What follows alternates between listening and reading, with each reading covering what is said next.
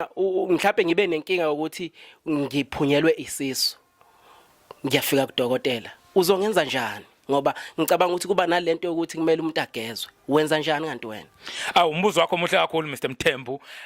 Kukhona umbuzo wakho muhle. Muhle kakhulu.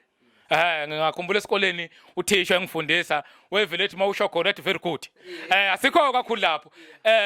Kukhona izinto ezidinga ikini. Khona ezidinga ikini. Engayidingi inyanga. Manje abantu ngenxa yokufuna imali noma ngenxa yethumbu nokuswela ulwazi. Sebevele benganqabi. Lokho kugezwa kusuke kudinga ikini ngoba ngokwakini.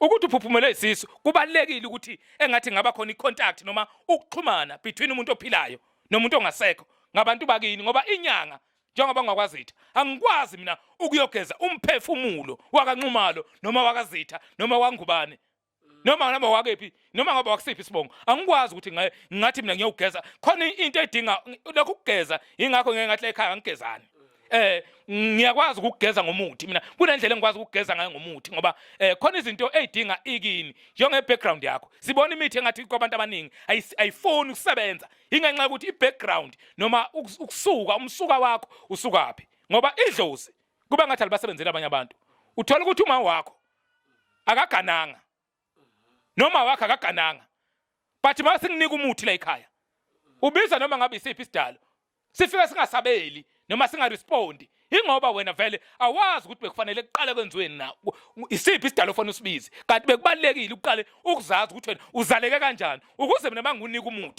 umuthi usebenza entweni ekhona hayi entweni engekho mawuzokunika umuthi ngithi mina biza abantu abakini uthola ukuthi wena awufakwanga esibangweni sakamalume awufakwanga esibangweni sakini uneutral awuzazi ukuthi kuphi ubuye bese ngazothi ke leyo nto idinga ikini ayidingi umuthi Ayi wayibeka yacaca